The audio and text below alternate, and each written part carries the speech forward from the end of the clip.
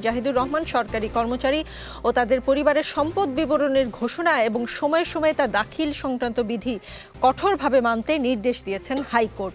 এ বিষয়ে অগ্রগতি জানিয়ে 3 মাসের মধ্যে আদালতে প্রতিবেদন দিতে বলা হয়েছে। আদালত বলেছেন 1979 সালে সরকারি কর্মচারী বিধিমালার 13 বিধিটি কঠোরভাবে মানতে নির্দেশ দেওয়া হলো।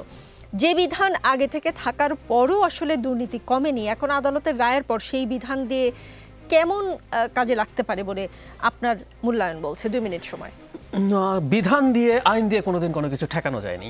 আপনারা তো অনেক আইন দিতে পারি, ওই আইনটা প্রয়োগ করার আপনার ইচ্ছে আছে কিনা, আপনার নিয়ত আছে কিনা।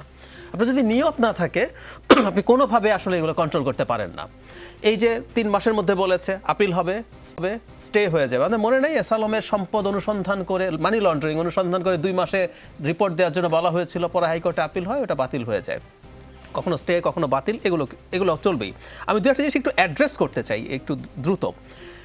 করাপশনকে যুক্তি খণ্ডন করতে চাইলে আমি সময় দিতে পারি, আপনাকে আরো 1 মিনিট বাড়িয়ে দেন। জি জি, যুক্তি ইম্পর্টেন্ট। সেটা হচ্ছে দুর্নীতি নিয়ে আমরা খুব জেনারেলাইজ কতগুলো কথা, দুর্নীতি সব জায়গায় আছে, ইটস ট্রু। ট্রান্সপারেন্সি ইন্টারন্যাশনালের যে করাপশন পারসেপশন ইন্ডেক্স আছে, এটার 1 নাম্বার দেশ হচ্ছে, সবচেয়ে কম করাপ্ট দেশ হচ্ছে ডেনমার্ক। আমরা কিন্তু করাপশন লেস বলতে পারি না, বিকজ আউট অফ 100 তারা স্কোর করেছে 90, ওর 10 স্কোর নাই। এখন আমরা বলছি সব জায়গায় দুর্নীতি আছে। আমি ওই আমেরিকা, ইউরোপ, ডেনমার্ক, নরওয়ে যেগুলো টপে আছেন, আমি আমাদের এই রিজিয়নের কথা বলছি। সিস্টেম থাকলে করাপশন হয়, নট নেসেসারিলি। আমরা অনেকে জানি না দক্ষিণ এশিয়ার মধ্যে ভুটানের সিপিআই এর যে র্যাঙ্কিং 26 অনেক উন্নত দেশ, আমেরিকাও তার পেছনে। কিন্তু নেপালে হলো 108, আমরা 149। তার চাইতে জরুরি কথা আমরা পেছাচ্ছি। তার মানে আমি এটা বলতে চাইছি দুর্নীতি আছে, দুর্নীতি থাকবে না, ওটা সিভিয়ারিটি এক্সট্রিমিটি কেমন আছে সেটা ভ্যারি করে, এবং সেই তুলনামূলক আলোচনাটা কিন্তু জরুরি।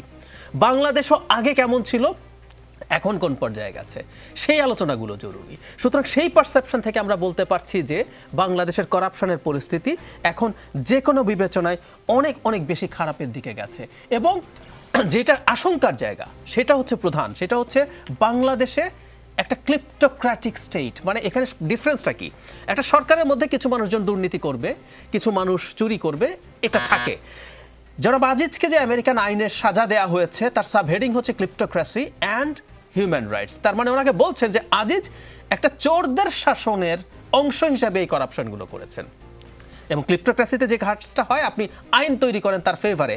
একটা হলো এই যে 79 সালের যে আইন ছিল, পরে সেটা চেঞ্জ করে 5 বছর করেছে। আমি ওনাদের সময় 2018 সালে যে একটা আইন হয়েছে সরকারি চাকরি, আমাকে একটু সময় দেবেন, কিভাবে আপনি দুর্নীতিকে আসলে আশ্রয় প্রশ্রয় দেন তার একটা প্রমাণ। আপনার ইচ্ছে আছে ওরা দুর্নীতি করুক, নাহলে আপনি এটা করতেন না। 1985 সালে যে সরকারি চাকরির যে বিধিমালা আইন ছিল, সেখানে আপনি সরকারি চাকরির জন্য, মানে সরকারি চাকরিতে আপনি যদি অসদাচরণ করে এবং আপনি করাপশন করে ধরা পড়েন, আপনার চাকরি যাওয়া, বাধ্যতামূলক অবসর, এসব শাস্তি ছিল। 18 সালে দুর্নীতি প্রমাণিত হওয়ার পর তিরস্কার একটা শাস্তি হিসাবে আসে। মানে আপনি কেউকে করাপশন প্রমাণ করতে পারলে তাকে তিরস্কার দিয়ে বাদ দিতে পারবেন, তাকে কিছু লঘুদণ্ড যেমন তার ইনক্রিমেন্ট বন্ধ রাখতে পারবেন। অথচ এই অপশনগুলো 85 সালে ছিল না।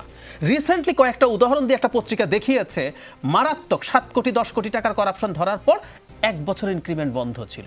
আপনার 1 বছর ইনক্রিমেন্ট বন্ধ করে থাকে আপনার কয় টাকা হয়, আর আপনি 10 কোটি টাকা করাপশন করেছে। সো আপনি আইন করছেন। আরেকটা ধারা নিয়ে প্রচুর আলোচনা হয়, 41 ধারা। 41 ধারা যে কথাটা আছে সেটা হলো এই রকম যে আপনি যদি সরকারি দায়িত্বের সাথে জড়িত কোনো ক্ষেত্রে ফৌজদারি অপরাধ করেন, ঊর্ধ্বতন কর্তৃপক্ষের আদেশ ছাড়া চার্জশিটের আগে আপনাকে গ্রেফতার করা যাবে না। আপনাকে আমাকে কিন্তু পারবে, তাদেরকে পারবে না। মজার ব্যাপার, হাইকোর্ট এইটাকে সংবিধান পরিপন্থী বলেছিল।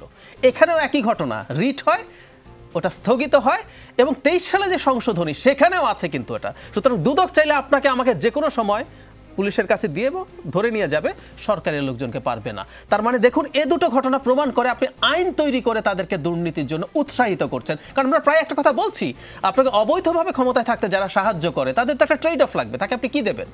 তুমি যা ইচ্ছা তাই করবা। বেনজির করেছে, আসাদুজ্জামান মিয়া করেছে। আপনি বলছেন এক ধরনের ওপেন চেক দেওয়া হয়েছে তাদেরকে। জি।